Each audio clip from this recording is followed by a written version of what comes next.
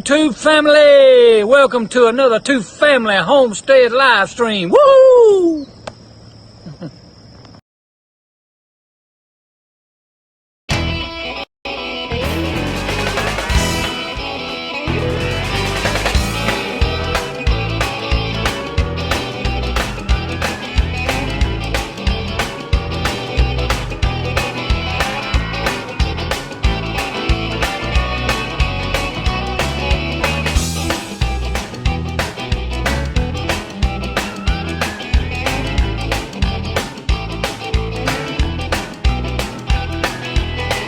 Hey guys, welcome to Chickenlandia. I am a backyard chicken educator here in the Pacific Northwest, but my friends know me as the president of Chickenlandia. I did want to mention before we even get started that I think there are people that will tell you, okay, if you want a friendly breed, get this breed. 100% they're going to be friendly, 100% they're going to be quiet, 100% they're not going to be a bully. And I think that is a tad misleading. Every chicken is an individual. They all have their own personalities, and sometimes, no matter what the breed, they might be like super loud, or they might be, let's see, kind of a bully. It really just depends on the chicken, but I think there's a good chance if you go with these breeds that you're gonna start out with a really good chicken keeping experience. And even if you have a loud chicken, they're gonna be lots of fun. When I teach my chicken classes, I usually get the same questions from people who are just starting out. Number one, what is the quietest breed? Number two, what is the most docile and friendliest breed? And number three, which breeds lay the most eggs? I think a lot of people don't get chickens because they just automatically think that they don't have enough space. But usually people do have enough space. But I'm gonna give you all the guidelines right now. I was like really surprised. I didn't expect there to be this much stuff. I don't think there's anything more exciting than coming home with a batch of baby chicks. But if you get home and you suddenly realize that you don't have everything that you need, it can get stressful really quick. I'm not gonna let that happen to you. Whether you're buying a coop or building a coop, there's a few things that you can look for that are gonna make your life so much easier. Trust me. Hey guys, I'm the president of Chickenlandia, and today I want to welcome you to my new series, Chicken Questions You're Afraid to Ask.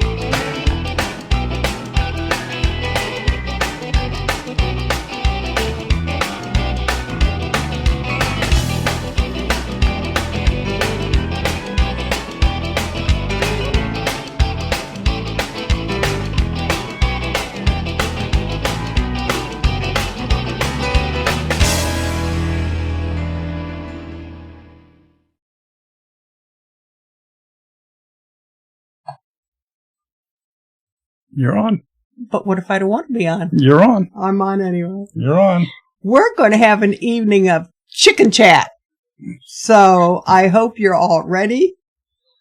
Hope you all have your chicken outfits on. You know what?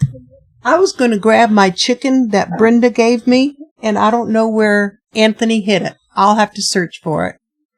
I see it. Do you see it? Yeah. Okay. Brenda, tonight's the night that it's appropriate that we have that squawky chicken on that you gave me in Mississippi 2 years ago. Di has not seen this yet.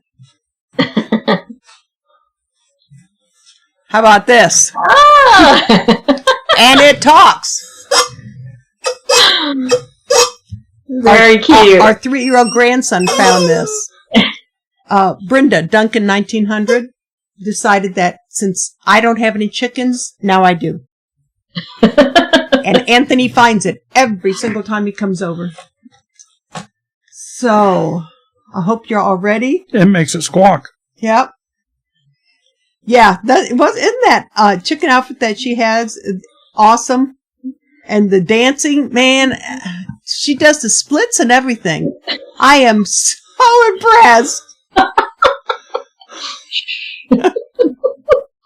Put her on the screen, Daryl. Put her on the screen? Put her on the screen. Goodness. Yeah, you know I don't have a chicken outfit, half dreams. I don't even have a lizard outfit. That's okay. So see there? You don't have to have a chicken outfit to be a chicken lady. This is the president of Chickenlandia right here. Hello, everybody. I'm so happy to be here tonight.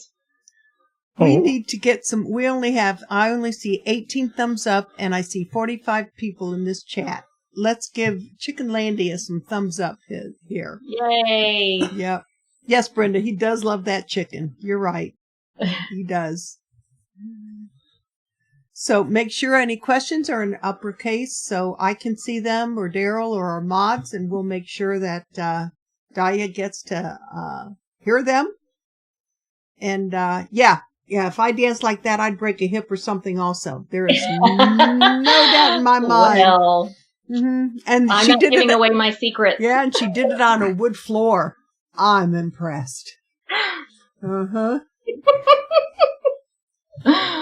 So let us know how you got into this. Let's see. What are we talking about? Are we talking about chickens? Yes, are we talking about Chickenlandia? Let's do the chickens first. Well, let's find out how she got into doing the splits. Okay, I'm going to tell you guys because I know that, you're wondering. That is the magic of editing. So I'm going to give my secret away. Should I do it, Daryl? Well, that's entirely up to you. Okay, for that video, which was what was it called? Blanco Brown Challenge. Yes. I actually hired a professional dancer, and I had the chicken stuff is piling up here. Oh. So I danced. I shot myself dancing in the chicken suit, and then I shot the dancer dancing, and I kind of clipped her. I edited it to where you couldn't really see her face, and then I edited it together, and it, I thought that was like the gag. The gag was supposed to be that it obviously was not me, but then no one knew that it wasn't me, and I felt really bad. You did a fabulous job. I kept your secret. It was a lot of fun. I kept your secret. Well, it's out now. I want to start out, for the new people, I want to start out, honest. Clean slate. Secrets. Clean slate. Yes. Right. Well, we already have a question for you from Jatan. What is the best breed to have in Texas where it's 100 degrees in the summer and teens in the winter that would be great layers and then meat birds when they no longer lay? Well, it just so happens I have a video that would be very helpful to you, and it's called, oh gosh, now I can't think because I'm on the spot, but it's I put it out a few weeks ago, and it's best breed, easy chicken breeds for beginners. And so there's a few chickens that are dual purpose, which means that they are good layers, and then you can eat them if you want to. They won't be like what you get at the grocery store because those are a specific type of chicken that grows a certain way. The ones at the grocery store are already dead, aren't they? So, well, yeah. When we were kids, though, you could get chicks around Easter time at the grocery store. Well, nowadays they're dead. And they were blue really and green. I'm kind of glad that's kind of stopped because what happened was a lot of people would get baby chicks and for Easter and not know how to actually properly take care of them, and the next day they would be dead. So yeah, I'm sure that happened a lot. Mine wasn't dead. Mine was given to the cleaning lady. I was highly upset. Yeah. Uh-huh. But go ahead. But there was also a lot of kids that did raise them. I'm sure that was the start of it. Sometimes. Yeah. Mm-hmm.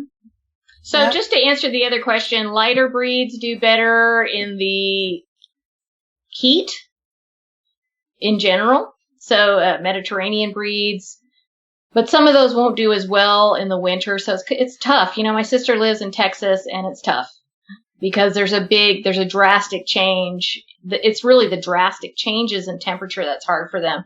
But, Barred Rocks,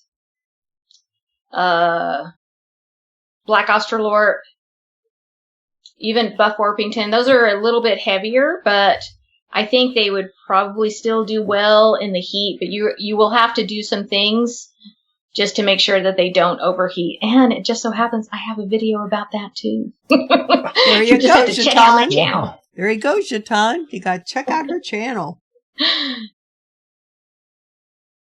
So, Chickenlandia. Or how did I get started in chickens? Yeah, What let's we're talking about? give us a history on Chickenlandia. Well, Chickenlandia started I came up with the idea for Chickenlandia several years ago. My husband and I had a farm store in Linden, Washington. And I was still really new to chickens at that time, but I was really I went head first into it. And we ended up with a farm store. And at the farm store, there was a little section, and it was called Chickenlandia. And that was my section of the farm store. But it became this thing where when I first got chickens, I moved up here from Los Angeles. I had lived all over the place. But I was living in Los Angeles. I was working in the entertainment industry in Los Angeles, and I really had all these dreams and aspirations. I was going to be this great American screenwriter and all this stuff. And then, reality sets in, life sets in, and I realized that wasn't really what I wanted. And so my husband and I moved up here to Bellingham, Washington, and that's where we are now. And then we had kids. I had my first child, and I kind of was feeling like I had just lost a dream. I couldn't let go of the fact that I had kind of given up on what I wanted. And I also had postpartum depression, and it's intense when you have your first child. Those are intense times. They're wonderful times, but they're also can be difficult. So I needed something that was just for me, and that's when I got chickens. And it was this complete turnaround for me. All of a sudden, I had found this new dream, and it was okay that my life had changed and that my other dreams didn't necessarily come true the way that I wanted to, but I just felt so passionate about chickens. And when I tell people this, they're kind of what, chickens? And if you would have said this to me, when I was a kid, I would have told you, oh, I'm going to be a rock star, or I'm going to be a famous author, or I'm going to be a talk show host or something. I would have never said I'm going to be a chicken lady. A dancer. But it just happened. And I think that's what happens when you find your passion. It's almost like this really uncontrollable thing. It just kind of takes over. And before I knew it, there were people calling me, asking me to do classes, because I was talking about chickens constantly. My whole life was chickens, chickens, chickens, chickens. And so I had to learn a lot really, really fast. And I just did it. And it became a big part of my identity, and it became how I really found myself again after letting go. And I'm probably going to close this window because I don't know if you can hear kids outside. Not really. Okay, good. Well, we heard them there, but that's okay. You're not supposed to be outside. So anyway, but the name Chickenlandia actually came from, when we had the farm store, we called the little room Chickenlandia because I had already been calling my chicken yard Chickenlandia. And it's kind of a nod, that in itself is kind of a nod to my childhood, because I am a child of immigrants from Guatemala. Cool. And in Guatemala, there is a very famous marimba band called Chickenlandia. And Chapin is the slang term in Guatemala for Guatemalan people. Okay? So, this is like really long-winded, but Go for it. here's the story. You asked for the story. That's I'm going right. to give it to you. That's right. So my dad used to listen to this radio station on shortwave radio every single morning. So when I would wake up as a little girl, this song would come on, and it would be like, Chickenlandia, and it would play this Guatemalan music. And I grew up in an immigrant family in a suburb in Texas, and there weren't a lot of people like me where I grew up. And then because I was Americanized, when I would go and see my family, I would see like my Guatemalan family, I would feel kind of alienated from them too. So I felt like I didn't belong anywhere. And I know that's a really like common feeling among all people, that we all have those feelings at some point in our life. But when I got my first chickens and I spent time in the chicken yard with them, and I felt like the peace that people feel when they're among their chickens, they hear the pecking and scratching, I thought to myself, I am home. This is where I belong. That's cool. So that is Chickenlandia. Oh, that's cool. Chickenlandia is the place where everybody belongs. I like that. So you need to sell this idea to a bunch of these psychologists out there. Just get chickens. Well, I don't want to tell you like don't take your medication. Like, Just do not replace hug a chicken. therapy. But they can help you. You know, they can certainly add a level of peace and connection with nature to your life that you may not have known was needed, but when it's there, you realize, wow, I really needed this. And that's how I feel about chickens. And that's why I love getting people started with chickens. It's my favorite thing. Brad from Kiss My Grass Acres is asking, in the winter, would you put plastic over the run to keep it warm? Yeah. I mean, if you look at my videos about winterizing your chicken coop and run, I do have a tarp over, I have a run within my run, and that has a tarp over it just to keep the wind and the rain and the snow out so that the chickens have an extra place to go in, to get out of the elements. You don't want to, anywhere, not in your chicken coop, not in your chicken run, you don't want to have a situation where there's absolutely no air getting in.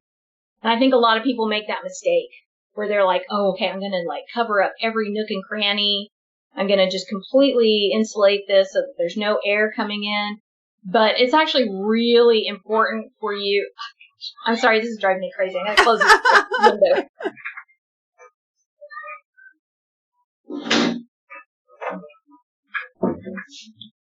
Get off my lawn. You're just not homeschooling them hard enough. They still have energy. I know. It's earlier here, though. That's true. That's true. So, you really want to have good ventilation when it comes to chickens. But you don't want them to be constantly exposed to drafts, because that's obviously they get cold. Mm-hmm. But when you don't have good ventilation, then you can get too much moisture. And moisture is the enemy. It's not the temperature. It is the level of moisture. So that's when you can run into problems with frostbite, respiratory issues. You just want to make sure that you have really good ventilation, especially in the winter. And it's kind of like counterintuitive, but I do have a few videos about that. I talked about it a lot in the winter. Okay. I'm supposed to ask you something about smooching Billy Bob Thornton. Amber. No, Nathan. Samson Farms. Yep. Our troll of the month. This is all I'm going to say. He was married to Angelina Jolie. And that's all I'll say. There you go, Nathan. Isn't that what you want? And it was kind of creepy, to be honest. Well, on that note, let me open up the phone lines here. Oh, great. If anybody'd like to call in, the numbers are going across the top of the screen. You have Well, hello to you too, BC Truck. Oh, hello. I'm sorry. Brad? Yeah. And if you call in, you'll be put into a holding area, and we'll admit you one at a time, I guess. We'll do it that way. So just dial the number, enter the code after the number. It's a nine-digit code that puts you into our room. And anything you'd like to ask the chicken lady, feel free. So. Yeah. Do you have a favorite, 13 Moons Homestead, do you have a favorite breed? I love all my chickens equally. I say that about my children too, but there's always a special one. I guess I am partial to itty bitty chickens. If you watch my channel, I have lots of little itty bitty tiny chickens.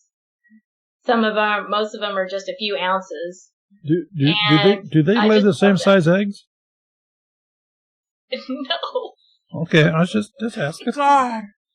It'd be like giving birth to a 15-pound baby. Well, that's what I wondered. What was never going to on lay there. an egg again. Yeah. Or my first was 11 pounds, so. Are they more like quail eggs or something? They're more like quail eggs. They're small. Not quite as small as a quail egg, depending on the chicken, but. For every one regular egg, you have to have 4 of those. For quail, you do. What do I know? So, Old English Bantams. Love Old English Bantams. Saramas, love Saramas. I love modern games, Bantams. I don't have any right now, but I love them. Yeah. Little, funny, and I rescue chickens, so I'm usually partial to the ones that have some kind of weird thing about them. Like, not the right amount of toes or something like that. Yeah, but rumor has it chickens are not the only thing you rescue. Well, I have 5 rescue dogs. They are all very small. I have a toy poodle, and then I have a purebred Sholowitz Swintley. Say what? that 10 times fast. A what? Sholowitz Swintley. What is that? I have never heard It of is also known as Mexican hairless. Gotcha. Okay. Chihuahua. Yeah, like a Chihuahua. Yeah. But not a Chihuahua. But then I have 3 Sholowitz Swintley Chihuahua mixes. Were those the ones that were at the door when you were doing your chicken dance? Yeah, 2 of them, yeah. Or did they have stand-ins too? They've stand-ins? No stand-ins for them.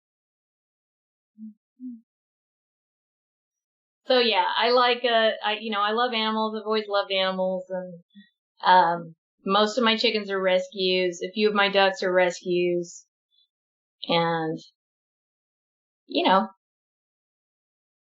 I just take them in, and then they live the rest of their life in Chickenlandia. So you do have some ducks, 4 or 5 or 6 or whatever. I have 4. All right, so you got some ducks, but those were not planned. They just happened. Well, I had, my first duck was hatched out by a chicken, and that was when I first started, and I was just like, oh, I'm gonna get ducks, and I didn't know much. And then I got some friends for her, but she was already like too chickenized, so she would like just be with the chickens and not go with the ducks. But of course I fell in love with ducks at that point, and so I like little ducks. I have call ducks, and I have 1 runner duck, I have call ducks, and then I have 1 snowy mallard. Call ducks as in C-A-L-L? Yes. Like, I'm not even going to go there. My mind just went right to the gut. My mind just went right to the gutter with that thing, and not even going to bring it up. Oh, Lord. Call as in they call. They call a lot. Yeah, well, so do females. Never enough time is asking. Can you have a chicken coop on cement, or do you need grass? Their lawn is all raised beds. You can have it on cement. It would be easier to clean out if you had it on cement. If you, do you mean like the actual coop, like the floor of the coop is cement? Or that the coop and run, or that they will always be on cement? It's good for them to be able to scratch and peck in the dirt. Yeah. If, not necessarily all day long, but it's more ideal if they can peck and scratch like that. Yeah, it sounds to me like they would have to take one of their raised beds at a time or something and say, okay, chickens, you can have this one for right now. Yeah. Yeah, you could do that. That's a good idea. Okay, so you have the livestock chickens. Do you garden? You had to ask me this, didn't you? It is Daryl, after all. Everybody expects me to be like this master gardener because I am a chicken educator. But I gotta tell you, like, I'm 100% chicken and like 0% garden. If I'm not growing it for the chickens, it's just not, I do it. Like, I usually have a garden. The garden usually is not doing very well. I know a lot about gardening because I watch a lot of gardening channels, but I just don't have that thing, that green thumb. My mom has it. My one sister really has it. But to me, it's not, oh, this is awful. I can't believe, I'm going to get, like, everyone's going to unsub. But to me, it's not that enjoyable. I want to be out with my chickens. Well, gardening isn't enjoyable. It's just not for you. That's all there is to it. Yeah, that's all there is to it. But I do have a garden. I grow kale, chard, easy stuff. I used to have like big thing of strawberries, but my dogs eat them before I can even get one. 13 Moons Homestead said we're going to convert you and get you a green thumb. If anyone can do it, you can, Lynette. Red from Kiss My Grass Acres is going to grow peppermint around the outside of the chicken run. Red. Oh, good. If you need peppermint, call me because it grows like a weed here. Yes. So I can just send you some. No problem.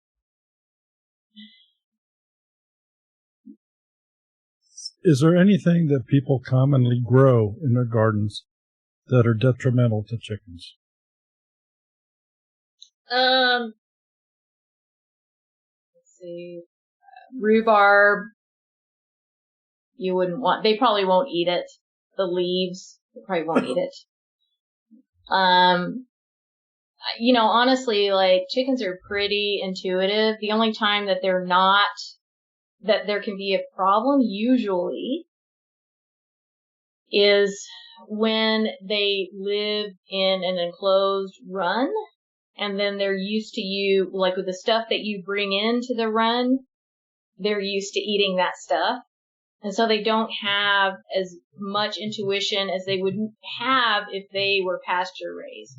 And I'm not saying anything bad about chickens being in an enclosed run because that's how my chickens are.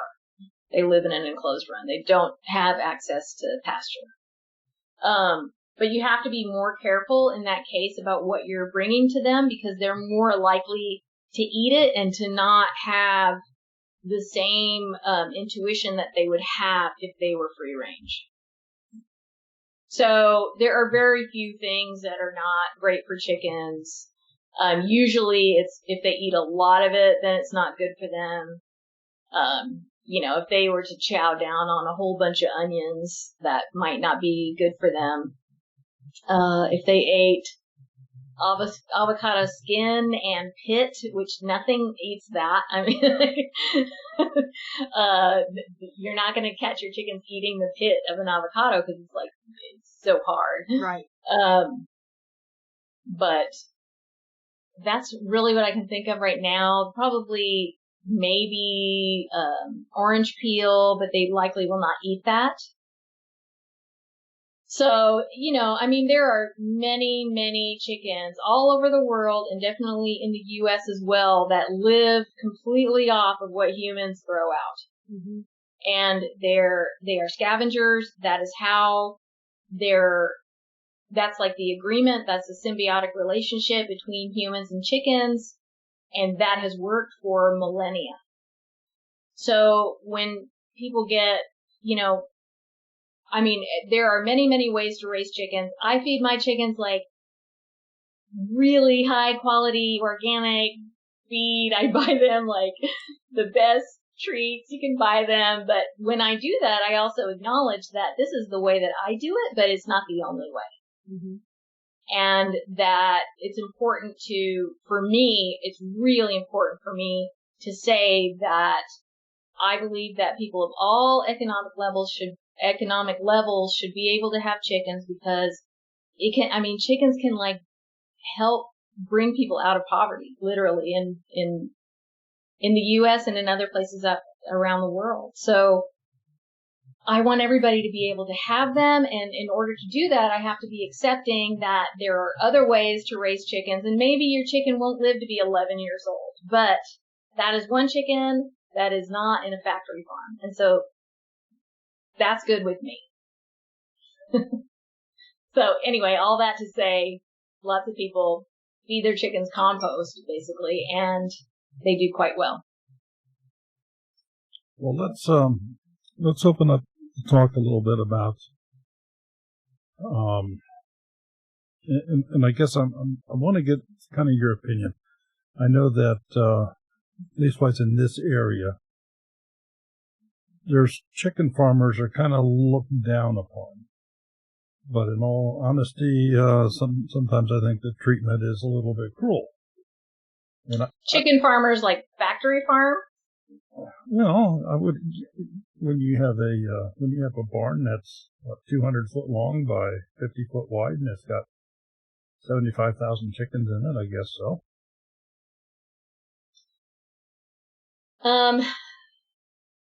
Well, one thing that I try, because that's really hard for me. I'm not okay with factory farms. I mean, I understand that practice has been developed to satisfy a food resource to sell to the stores in bulk and what have you. And I know that there's been different breeds developed just for food, but what's your underlying opinion on something like that? Well, for me, I try to remember that the farmers that have these factory farms, many of them have been in the industry for, generations.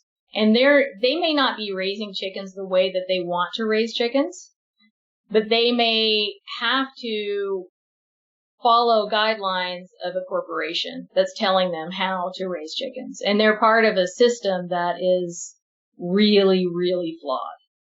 Okay. I just believe that as we get more and more able to have chickens in our backyards, that we will see less of that. And the other thing that I try to remember is, if you need to go to Walmart and buy a package of eggs at a cheap price, and those eggs are from a factory farm, then I will never fault anybody for doing that. I think there's a lot of judgment, especially in chicken circles, where people are like, I would never do that. And it's like, well, maybe you don't have to do that, but some people have to do that. They just can't afford to go and buy either, a $7 pack of eggs that is pasture raised from the store, or go to their farm and spend $5 on a pack of eggs from actual free range chickens. Yeah, So it's, for me, as somebody that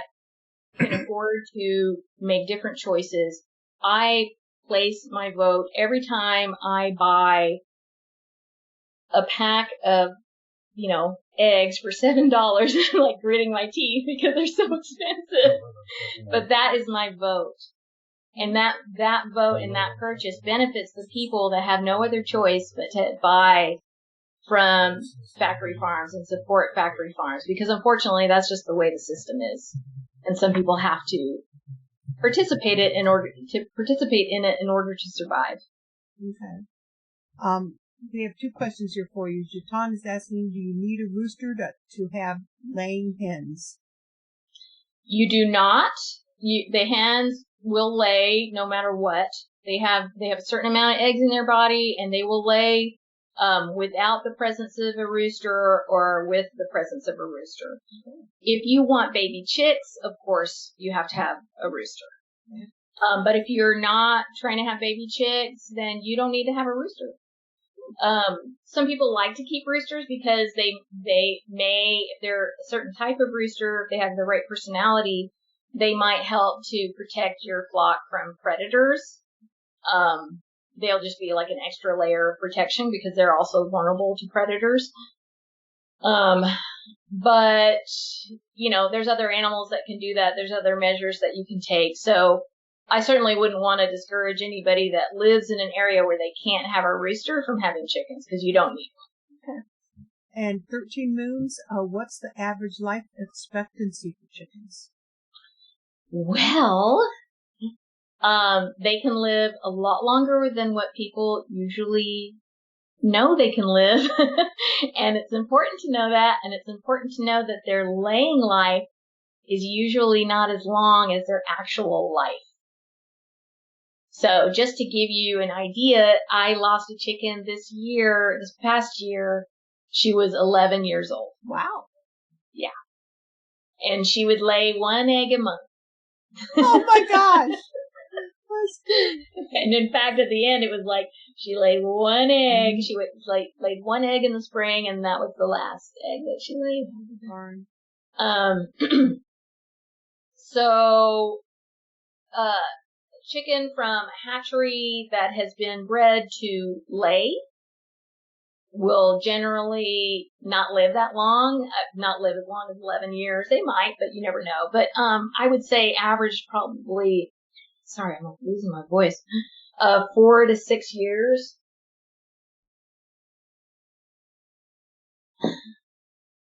If you push a chicken to lay, its laying life will be shorter, and probably its actual life will be shorter, because they just don't have that time to rest their body over the winter. I'm not saying that you shouldn't do that, because many people have egg businesses and they have to do that. But if you want the chicken to live longer, you should probably give them that time in the winter to rest and not have to lay during that time. Okay. And Brenda from Duncan 1900, can we see your tattoo? There you go, Brenda. I remember watching that video. It's like, oh my Lord, no way, I can't, I'm confused about the... There you go. There it goes. That is neat. There you go, Brenda. She did it for you. Okay, let me jump in here a second. We use Zoom meetings for the call-in, and they have made a change, which I now have up on the screen. So not only do you have to type in the meeting ID number, there's also a password, which is also up on the screen. So I apologize for that. Those of you that have tried to call in and couldn't get through, they change them on the fly. Chances are that should work for you now. They've just been absolutely hit because of things that are going on right now. Yeah.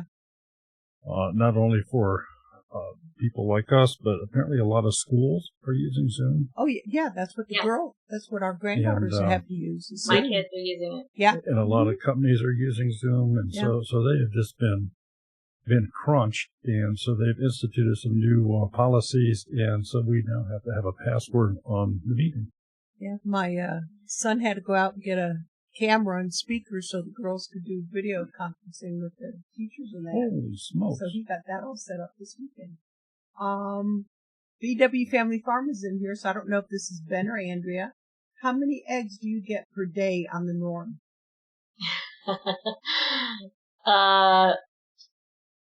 Okay, so this is funny because I have 19 chickens. 2 of them are roosters. So let's say I have 17 hens, and I get probably about 3 or 4 eggs a day. And the reason for that is that my chickens, many of them are very old. And they're also itty bitty tiny chickens who aren't like, layers. So they lay me, 1 or 2 eggs a week, and they feel very accomplished with that. So not that many eggs. As the spring goes on, I'll get more. But right now I'm not getting that many. But I have ducks too, and I have, they lay, my one runner duck, she lays me a nice big egg every day. So that's usually what I have for breakfast. Okay, and I do have to buy eggs sometimes. And we have a caller here, so let's see who we have on the phone. This is Daryl. Who's calling, please? Hi, this is the mayor of Quailbird. Mel Quailbird. Nathan. Hello, Mr. Mayor. We have the president and the mayor. Where's the governor at? Quailbird's just a city. She's got a whole nation. That's true. That's true. Well, the floor is yours, Nathan. Well, I just wanted to call in and tell Dahlia that we absolutely love her shows and all that good stuff. Thank you. And we have learned quite a bit about chickens from watching her. Thank you. I've learned lots about quail. And I'm still on the fence. I kind of want to get quail. Get them. But not a whole lot of rescue quail available right now. This is true. Well, the quail are probably small enough you could just keep them in your pockets. That is true, too. For a limited time.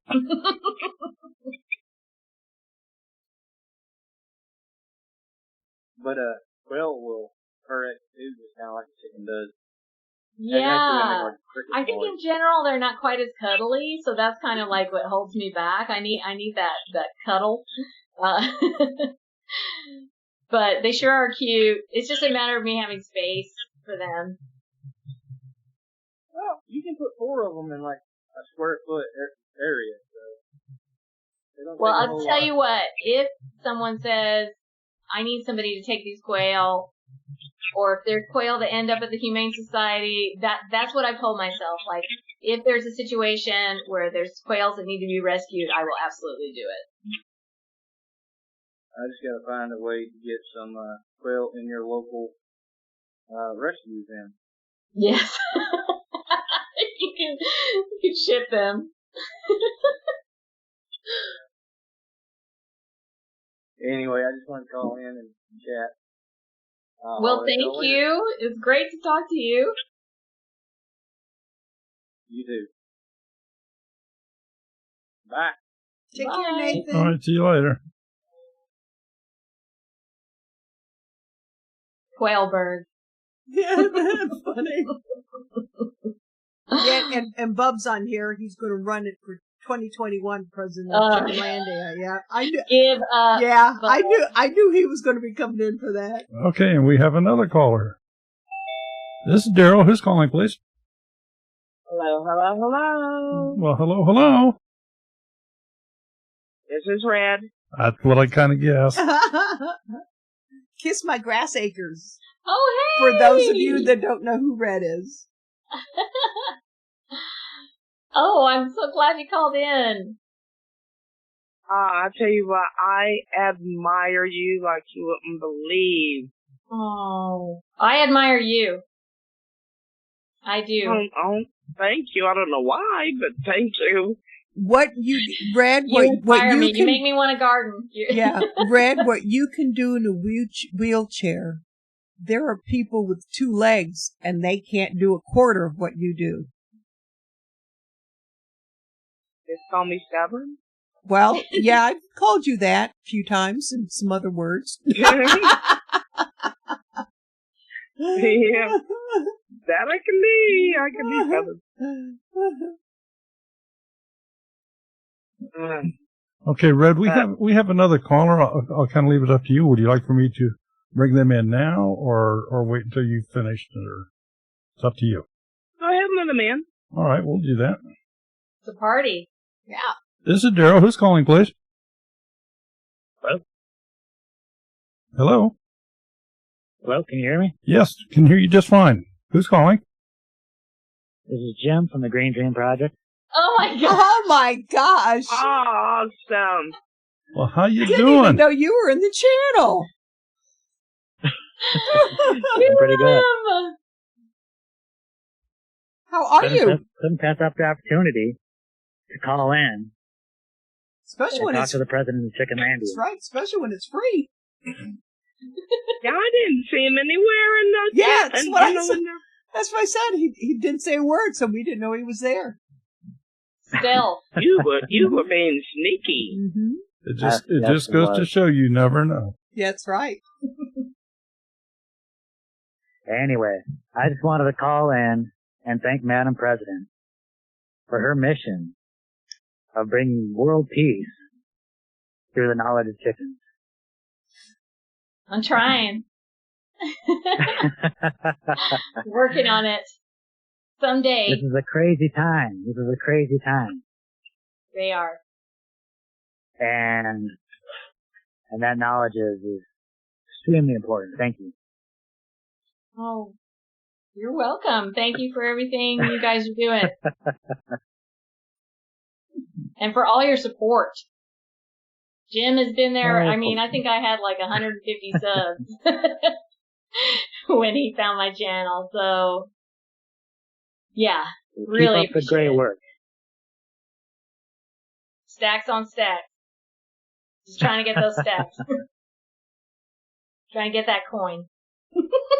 Exactly. I'm just in awe watching Jim dig through all that rock. And It drive. ain't easy. Hopefully we'll be done soon. Good Lord. Pretty intense. I give you and your wife credit, man. You're doing Yep. awesome. Well, I have a question All for right. you. Have you ever considered taking your chickens, not in this particular time, but to places? On the road? No, I'm thinking more like nursing homes as a Oh, like It's a Like comfort- it's a comfort- a therapy dog? Yeah. chicken? Therapy chicken. Yeah, therapy Yeah, chicken. you want me to make you some vests? Hey, you I can have thought about stick that, diapers but my on them. chickens don't travel That's very right, well. yeah. Diapers, the whole bit. Yeah, just stick diapers on them. And I also like the one that would probably do well with that would be Kiki. And she's so little, I don't know, I worry about it. But if at some point I got a chicken that was really tame, I don't have any like super tame chickens right now. I would certainly consider that. Well, I was just kind of curious because you indicated how therapeutic it was for you. So therefore, one would think that could apply to others as well. Well, it absolutely does, and there's places where that's already happening. Yeah, I've seen some strange animals walk into the nursing home when I was the secretary. I mean, not just dogs. There's some strange animals coming in here. And some of them are probably two-legged. Yeah, there are a lot of them strange two-legged ones. You got that right.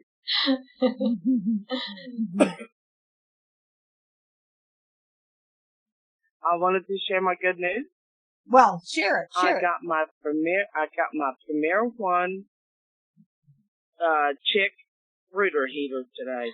Yay! You're gonna love that thing. You are gonna love that thing. That's a good investment.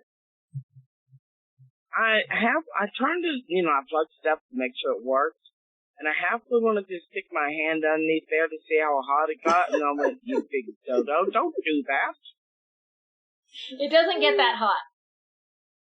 They get underneath it and they heat their backs up just like they would a mother hen. So it's not like, I don't think it would burn you. Now, my disclaimer's rolling unless it was, I don't know. That's why it's so much less of a fire risk. Speaking of which, we have a, is that a brooder box that we have downstairs? What is that? No, What is that thing that? it's an incubator. An incubator. We have an incubator that we need to sell. We can't have chickens, but it was one of those things that couldn't pass it up and didn't, there was no gathering and no shindig, so we're going to take it there and try and sell it. So we have a incubator. Samson Farms is asking, why are speckled Sussex chickens the best? Why are they the best? Mm-hmm. Well, they are very, very beautiful. And they're really good layers. And they're just absolutely gorgeous. I think they're probably one of the most beautiful chickens. I love that coloring, the spangled coloring. It's really beautiful. Or speckled. And I see that Jim left us, but I do want to thank you for calling in. Thank you, Jim. I have picked out names for mine, though. Good. That's the first step. It's gonna be Any, Mini, Miny, Mo in Kentucky. God. Perfect. So, I forgot to say at the beginning, I have some really, really exciting news. How many people do we have on right now? There are 46 watching. My phone isn't working anymore. Yeah, I have some super exciting news. This is actually a long time in the making, like a year. I think it is going to happen tomorrow. I will be launching my podcast. It is called Bach Talk. Some of you have been to my live show every other Monday on YouTube. I do a live show called Bach Talk, and I answer questions on the live show that are submitted through my website. And so I have taken that and turned it into a podcast. So that podcast should be launching tomorrow. So if you follow me on social media, if you're on my Facebook or my Instagram or Twitter, I will definitely be announcing that. And I'll also announce it in the community section of YouTube. So I'm pretty excited about that. I'm so happy for you. Thank you. Awesome. That's so cool. That is cool. I'm so happy for you. Thank you. So, is that going to be, and I'm sorry, I was doing a couple other things, but is that going to be distributed throughout a number of different podcast venues, or? Are you multitasking, Daryl? Not very well right now. Yeah, Daryl does not multitask very well. Trust me. It will be available wherever you listen to your podcasts. Okay. So if you have iTunes, you can listen to it on iTunes. If you have, I don't know, what are the other ones? I don't even remember. It's going to be on all the major platforms. Okay. And you can go to my website, welcome-to-chickenlandia.com, and there should be a section where you can listen to it. How long are your podcasts going to be? They're usually about 30, 35 minutes. That could vary, but probably not longer than 40 minutes because I don't stay on live for longer than 40 minutes or 45 minutes. So I would say, and they get cut down because, when you turn it into podcast form, then it changes a little bit. You have to cut some stuff out in order for it to make sense. Okay, can we talk technical here for a moment? Are these derived from your live streams? Yes. So if somebody has watched your live stream, they've got all the content plus. You get bonus content on the live stream. They will They will have all the content. So I listen to, there's a live stream that I watch every Monday about just like YouTube technical stuff, like improving your YouTube channel. And they also have a live stream. And I mean, they also have a podcast. And so I watch the live stream, and then later when I'm like doing dishes or I'm walking or whatever, I listen to the podcast because there's always information that I miss and I want to hear it again. Okay. And so it's an informational, my live stream is informational. It's not just me chatting and everything, although that's a lot of fun, but I don't really do that on my live stream. I'm answering Backyard Chicken 101 questions on the live stream. So there's a lot of good information for new chicken keepers, and seasoned chicken keepers too, sometimes. So that's why it works to make it into a podcast, because there's value content in it, in the replay. There's always value in podcasts, but sometimes the value is when you're actually at the podcast and you're participating in it. And other times it's you can still get value from the replay. Well, if that makes sense. And the reason I ask that is because I've considered, not real seriously, but I have considered doing that with our Monday Night Live show. I mean, we've got over a couple of years worth of Monday Night Lives that could easily just be podcasts. Mm-hmm. Do it. I'm going to be young lady. Really that's a lot of work. To tell you that I hired a company to edit it for me, and to handle the technical side of it, because I could have edited it, but I'm really busy editing content on my YouTube channel. And Welcome to Chickenlandia is a business. So there's several different aspects of it. I teach, I have a blog, I am working on projects. So I don't have a whole ton of time. And then I also have my kids and my chickens and my ducks and my dogs and my husband. Not necessarily in that order. And so I have a lot that I'm doing, and I'm really trying to, make it more a lucrative business. I was making a little bit of money, but this year I'm not making anything because I'm not teaching any classes. So, is that because and I'm not making any appearances or anything. Like I am an ambassador for a local feed company. I make appearances and I do stuff with the Humane Society. I'm not doing any of that this year. But is that for the entire year, or is that just because of the situation today?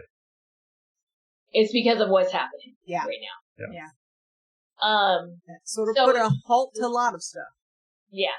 So, I mean, it's really been kind of a thing where it's like, wow, I really need this to start making some money. And so, I do have some people that work with me, and I just recently hired a local production company to work with me on the podcast, and they've been great, and I'm super happy about it. Very interesting. Yeah. So, I'm just kind of curious, where would one go find this? I mean, would you go to Fiverr and say, I need a podcast editor? Or? You could. I mean, you could. Is that the kind of thing you do? I've not seen anybody, flying their flag out that says, hey, hire me, I'm a podcast editor. I'm certain I did go to Fiverr and look, and I'm certain you could go there. And there's so many people, like, you can do that remotely. They don't have to be local to you. So yeah, and you can pick and choose kind of what according to your budget. And well, yeah, I'm sure you could probably try out some people. Yeah.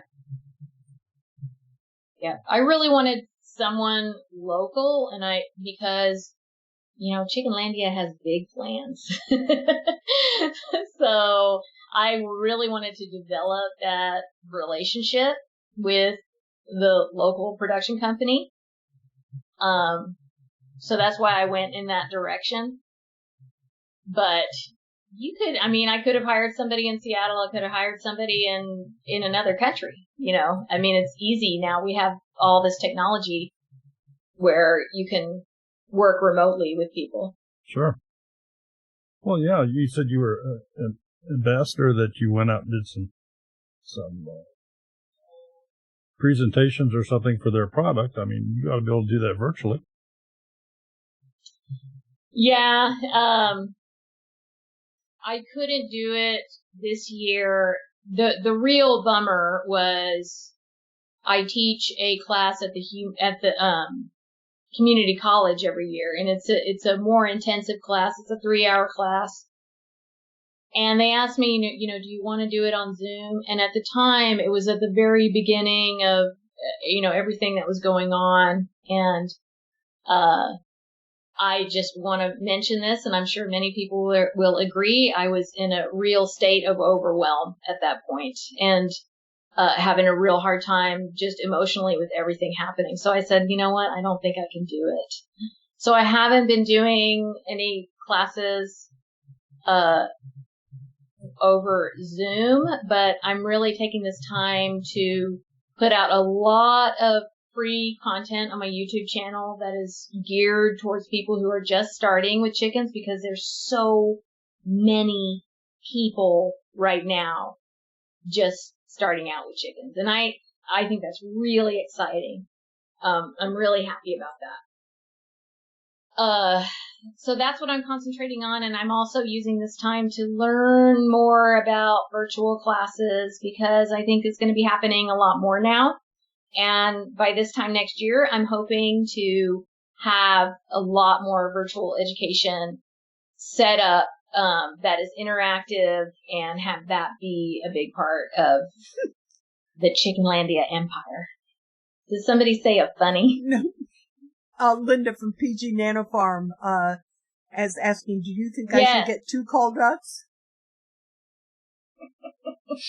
I had to. It was there. Yeah. You should. You know the answer to that question. I just saw that Kiss My Grass Acres said that she wished I lived closer because she would love to see me at the HOA. I had planned on coming to the HOA this year. I actually submitted a form to be a speaker there. I was just going to say that. You would be an awesome speaker. I was pretty intimidated to do it because all the other speakers, they have a lot more followers, obviously, than me. But I did, years ago, I guess it's like 3 years ago now. Yeah, it is. I did a TEDx talk about chickens. It's called I Dream of Chickens. Oh, cool. So if you haven't seen it, you should go watch it. Somebody mentioned it earlier. Yeah. So my thought was to do more of kind of an inspirational, speech, because I really love to do that. I do like the education part of it, but, chickens hold a lot of meaning for me. And I think that people that have chickens understand that. And so that's what I pitched to them. But by that time they were already full, for this year. So they are considering me for next year, but I don't know. I mean, they might feel like, well, you know what? Get a few more followers and then come back. So we'll see. But who knows where I'll be this time next year. That's true. So they said for you to get a few more followers, and they'll see. They didn't say that yet. Okay. I'm just preparing myself for if they say that. They might say, come on and do it, and this would be for 2021. But see, I don't see where the number of your subscribers or followers of your podcast or whatever has anything to do with your knowledge of chickens. There's a couple there that have a decent amount of subscribers, but doesn't mean that their knowledge and, some of the subjects is any greater than what you have. You have more knowledge in your chickens than what some of the others do in their subjects. So, Well, and there are some there that have extreme knowledge and no subscribers. Yeah. Very little. Yeah. Very little subscribers. Uh-huh. Very little. Yeah. But they've perhaps written a couple books. There you go. Yeah, Write a book. Francine, never enough time. If she spoke at HOA with her knowledge and personality, could you imagine how her subs would go? There is no doubt in my mind, Francine. Well, that certainly help. Yeah. And you're right. 13 Moons it's not about YouTube stars. It doesn't have anything to do with YouTube. There are quite a few of the speakers that have no YouTube presence. None whatsoever. Yeah. So, yeah. What? Can you put in a good word for me, Sherry? Oh, well, sure. We've been going to the HOA since Amy started it. Last year, we volunteer every year. Last year was the first year we didn't volunteer. Oh. So, we're going back to volunteering, and that's how we get in. That's how we get to go, because that pays for our tickets. Well, if they do it, I may very likely be there. The hard part for me is that I've never left my kids, and I would want to leave my kids at home for that. But I just am not used to being away from them for that long. Mm-hmm. So that's the challenge for me, but it may be time to just kind of rip the Band-Aid off and How old are your kids? 6 and 10. Well, I would certainly think they're old enough to go if you wanted them to go.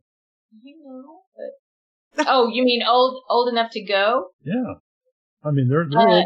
They're old enough. I think they would be very interested and gain a lot from it. Mm-hmm. Sometimes Mama just wants. I'm listening to your voice and I'm staring at Daryl thinking, shut up. This is her time away. I can just hear it in her head going, yeah, Daryl, they're old enough to go. Party. Yeah, they're old enough to go, but Mama really doesn't want them to go right now.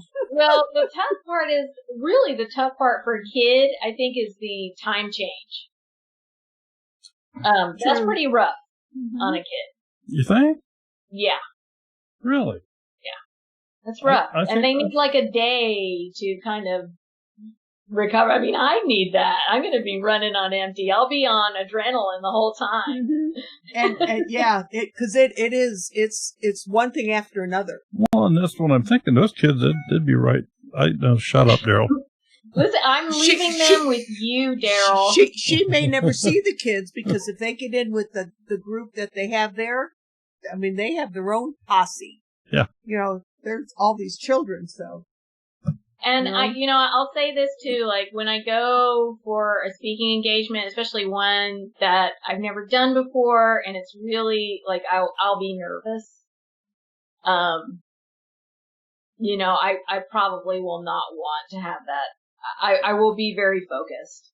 Well, Bill on the Rock Homestead is asking, where are the Chickenlandia grandparents? Well, my dad is not with us. He's somewhere, raising chickens in another life. Actually, he was a pigeon man on another platform. Yeah. Yes, he liked pigeons. In Guatemala, he raised pigeons. I'll be darned. Yep. So he would have loved this. He would have just thought it was the neatest thing. Well, Linda from PG Nano Farm says you can drop them off at her house. I'm going to do that, Linda. There you go. Open mouth, insert foot, Linda. And my mom, she lives in Texas, and, she's 77 years old. I think she's 77 this year. So, maybe she could come with me, but I'm really, like, when I do a speaking engagement, I'm pretty focused and I'm pretty nervous. I don't look nervous, but I am. Okay. If you watch my TEDx talk, I want you to know I was really, really nervous. Okay, we have another caller, so let's let him in here. All right. This is Daryl. Who's calling? It's Bob. It's president of Chickenlandia, real president. Bob, turn down your computer so we can't hear that. Yeah, I'm doing it right now. There you go. You know, Bub, I didn't want to participate in any mudslinging. Yeah, I know. Dirty politics. But you've given me no choice. It was just a fun thing that I thought that would when I thought about it, I was like, okay, Chickenlandia, the president of Chickenlandia, I'm gonna run against her. And then I got on there, and then I know it was in a bad time of year, and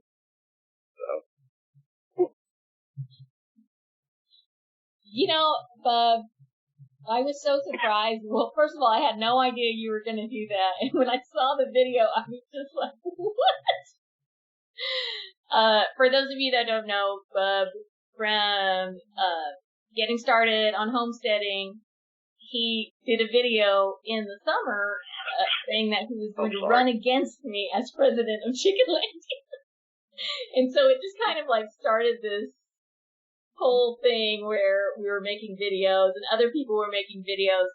But it was because of that video that Bobblehead made a video in support of my presidency of Chickenlandia.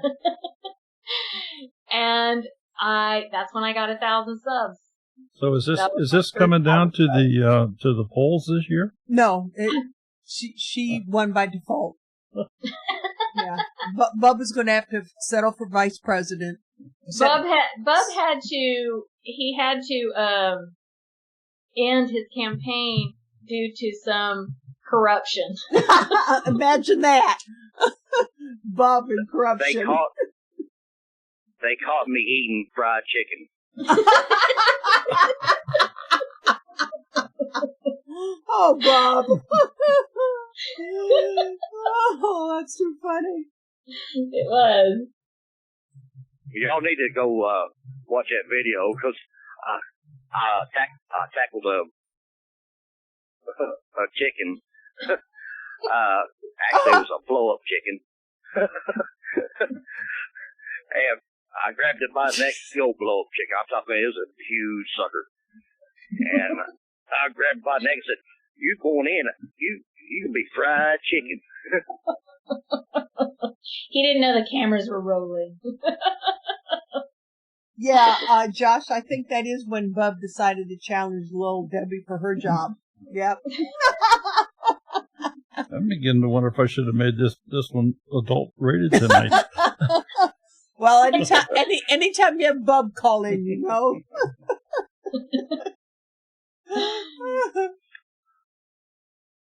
Oh, me. Yeah, that was funny. And I almost broke my sorry. Broke my darn neck. Because when I grabbed that chicken, I fell. Oh, Lord. Instant karma. Yeah, exactly. Exactly. That's right. Sydney from the Naked Gardener wants to know if you eat chicken, Madam President. Oh boy, this question. I get this question a lot, and I'm just gonna be like super duper honest, because I usually try to kind of dodge the question. But the short answer is yes, I do eat chicken. The long answer, not that long, but the little bit long answer is that I would actually prefer not to eat chicken, and it's not that I am against people eating chicken. I I mean, I have what I eat, and then I come from a family of vegetarians and meat eaters, and it's all good. I would like to not eat chicken because of just the relationship that I have with them and what they have done for me in my life. But because of some health issues, I have very limited choices when it comes to what I can eat. And so I have to have that source of protein. So, I wish I didn't, but I do.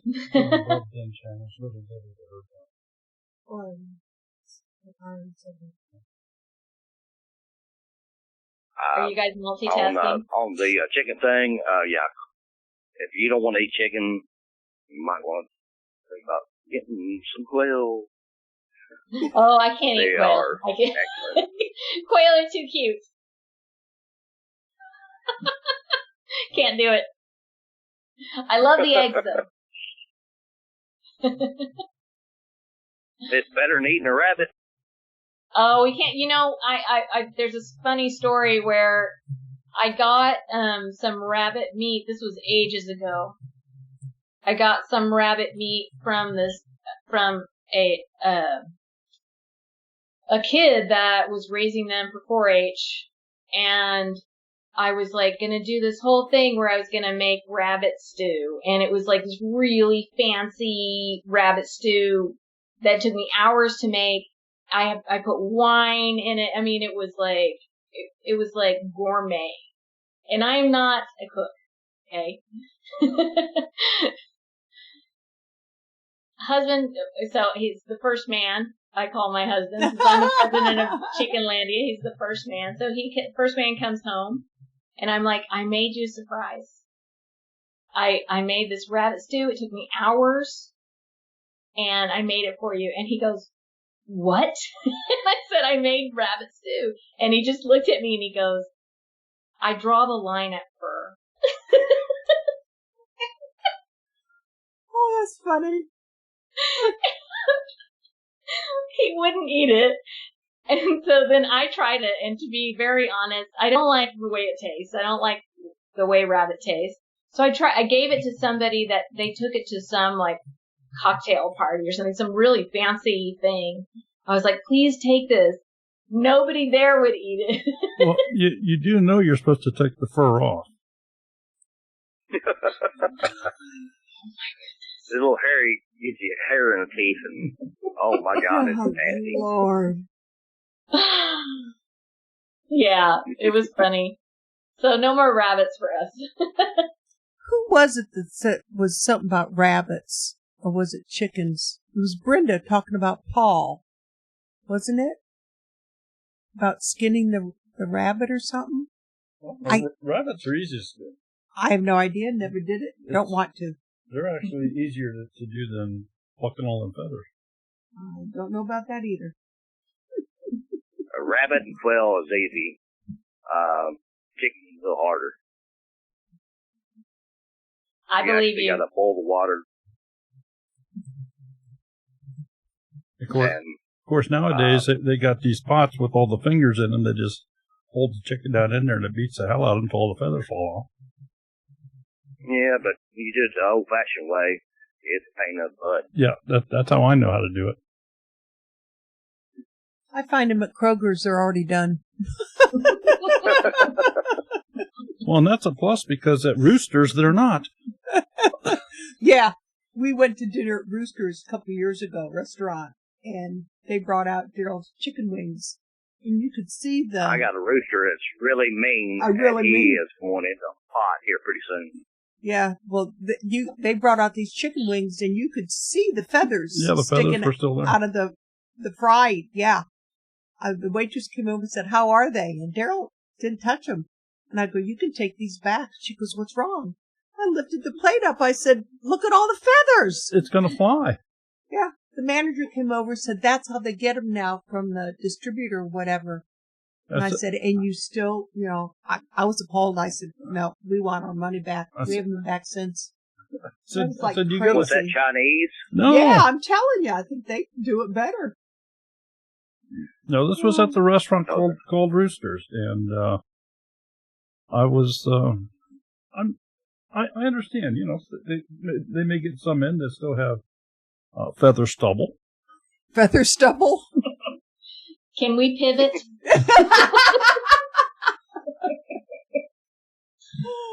Let's see, it was Paul. Paul tried to pluck a rabbit. I knew it had something to do with chicken with a rabbit or something like that. That's what it was. Mm-hmm. That's when they first. Well, I've got to country boy. get off here. I've got to start milking the rabbits here pretty soon. You got to start milking the rabbits. Is that what he said? You haven't seen him post that every time he's on here? No. Yeah, he probably gets my like a little. fingers, it hurts like heck. Yeah, he probably gets But, gets a tablespoon. Bob, you're It's great crazy. to talk to you, Bob.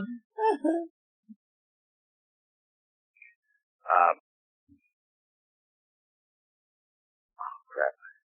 Forgot what you were going to I say? can't remember her name. Chickenlandia. Yeah, I think it's just Deborah. call me Chickenlandia. I don't remember anyone's name either. Mm-hmm. I only remember your name, Bob. That will change. But next year, I'm running against you again. Oh, gosh. And hopefully everybody forgot that I ate fried chicken. I have the video. So, Thank you, Bob. y'all are great people. Y'all are great people, and I appreciate everybody on here. And I'll talk to y'all later. Take care, Bob. Thank you. All right, see y'all Bye. Bye. Dahlia, the Naked Gardener, Sydney is asking, have you ever written a book? Funny you should ask that. Working on it. And Sonny's Place is asking, have you ever read How to Speak Chicken? I have not read it. I am familiar with Tilly's Nest. That's the blog where that book comes from. And she's great. But I have not read the book. I probably should. Okay, so I have another off-the-wall question. Do your chickens respond to music? I mean, do you ever play music out there for them to calm them down? I don't play a lot of, sometimes I'll have the music going when I'm cleaning the coop. And I haven't noticed any kind of change in their behavior. But I will say one of the funny things that I've noticed is that if I make a certain sound, like if I laugh in a certain way, I'll catch them repeating that sound. And at first I thought it was sort of like a parrot. It's Dahlia says instead of Simon says. Dahlia says instead of Simon says. If I say it, do it. That's the rule. Oh, that's cool. I like that. A new game. Yes. So yeah, I thought I was going crazy, but then I've heard them do it in a video. I've heard them do it. So I think they're listening. Nate's Mountain Homestead. Is it bad that I let my chickens chase a laser pointer around? I love Just it. throw them some treats afterwards.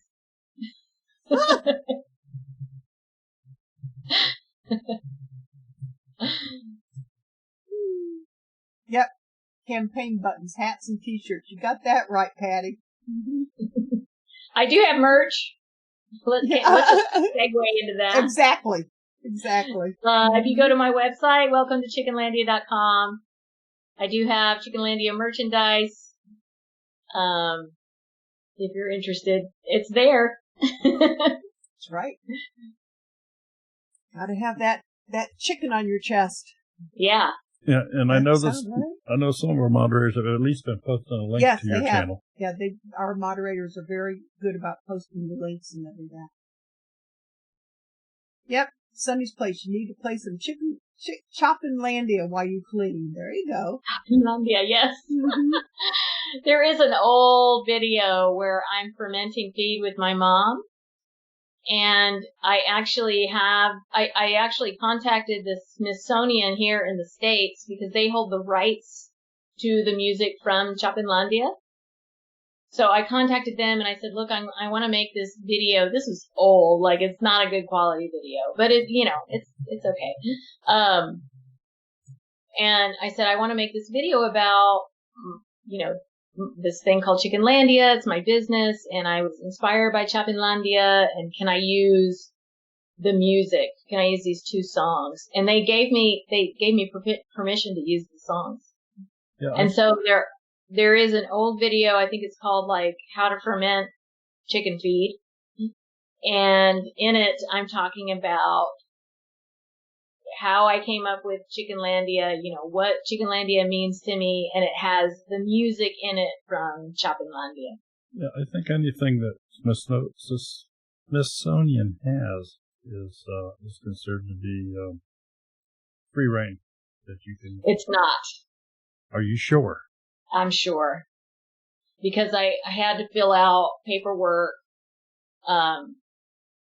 They do ask. They'll make, suggest that you make a donation, and I did offer to make a donation, but they didn't ask for it. But that you do have to ask for the rights to use the music in that case. Carrie from Built on the Rock Homestead. And Carrie, I saw this posted earlier. I'm sorry, I should have brought it up. I keep finding eggs in a rabbit nest box. Do you know what breed of rabbit is laying those eggs? Easter. Yeah, I can remember the first time she saw them. I'm going, eggs in your rabbit box. Okay. And 13 Moons is asking, how do you ferment feed? How do you ferment feed, and why do you? Well, when you ferment anything, it brings out the nutrients in it, and also you will get beneficial bacteria from it. So that's why I will ferment feed. I don't feed my chickens fermented feed every single day. Some people do, but I don't because #lazy. I supplement with fermented feed, and it's so easy. I mean, you just put it in a jar, you put water on it, and you mix it every day, and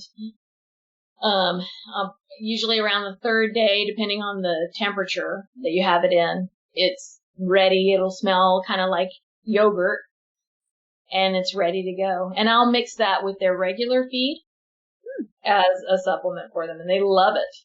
Cool. Sydney, your questions today are crazy. Do you have a place or ceremony for chickens when they go to the Golden Gates? I have. Oh boy, you guys are gonna learn everything today. I have my chickens cremated when they go to the Rainbow Bridge. I donate them to the Humane Society, and the Humane Society has them cremated, and they become fertilizer. Unless it's a really, really super special chicken that had great meaning, and I mean, they're all special, but like my one chicken that lived to be 11 years old, her ashes are in the other room because I kept her ashes. But I always I have to give them the body, and I will put a few mealworms in there for them for their trip over the Rainbow Bridge. And that's my ceremony. And I'll tell them that I love them very much, and I'll thank them for what they did for me. And that could answer Brad Kiss My Grass Acres. That could answer hers. When the chickens pass, do you have a special eulogy? I just talk to them and basically express to them my gratitude. Well, And sometimes, I'll feel bad because I'm just like somebody that feels guilty over stuff all the time. And so I'll say, oh, I'm sorry that I couldn't save you or something like that. Well, getting started on homesteading has a question here for you. They said, I'm having a hard time incubating rabbit eggs. Do you have any suggestions? Bub, a little more research. Bub, I think that might be a Kentucky thing.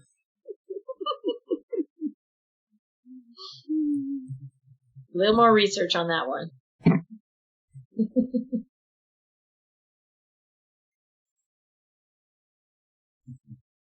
Well, it's 10:30 our time. So we've had her on for an hour and a half, Daryl. Okay. Don't want to take up her whole evening with her kids. No. We need to kind of close it down here, I'm afraid. Yeah. Sydney, you are not asking for a friend. Cremated or fried. Good Lord. Karma will get you, Sydney. Karma will get you. Lordy. Quite the evening this has been. Oh, yeah. Started out sane.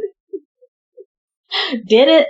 I'm pretty sure it did. I'm not sure when it went up the hill on the other side. But I do want to say here before we go, special thank you to all of our moderators. Mm-hmm. You guys always do a fabulous job. Special thank you to our Smudges crowd. Smudges. We need a better name. Smudges people. Smudges peoples. Smudges peoples. So. Smudgels. Yeah, well, we have Chickenlandia, Quailsburg. I think we need to have Smudgeville. Smudgeville. So if you'd like to become a member of Smudgeville, there is a join button right underneath the stream here. And we would love to have you. It doesn't give you a whole lot of extras, but it does give you some. And we would certainly appreciate it. Dahlia, it's been absolutely wonderful here this evening. Thank you. I'm so glad to finally be here and participate. And yeah, we have had a great time. It brings brought a ray of joy into my day during a time that has been a little bit hard for all of us. So I really appreciate it. I also want to mention that next week, on the 13th, yes, we will have. He was in here for a while. Yeah, he was in here for a while earlier. But we will have not a homesteader on, not a prepper. No. But we will have somebody that knows how to cook. Sure does. So Cooking with Doug will be on next week. Yes, Guy, that would make you a smudge villain. He has a tremendous YouTube following, a pretty healthy following on YouTube as well. Did I say YouTube? He has a tremendous Facebook following. That's what I should have said. So Cooking with Doug will be here next week. And don't know what we're going to do, but Paula Edens, thank you for being here. Mm-hmm. Thank all of you for being here. Wishing you all the best. Can I say something really quick before we sign off? Absolutely. Yeah, absolutely. Guys, please follow me on Facebook, Instagram, and Twitter. I'm going to be announcing my podcast launch probably tomorrow, and I would love to see you there. And thank you to all the people that have been following me. And I'm going to go check my channel right now to see if I have anybody new. And just remember, you're always welcome in Chickenlandia. That's it. That's it. Yeah, I had a wonderful time. And just remember, folks, you can't hum if you hold your nose. Take care. Good night, everyone.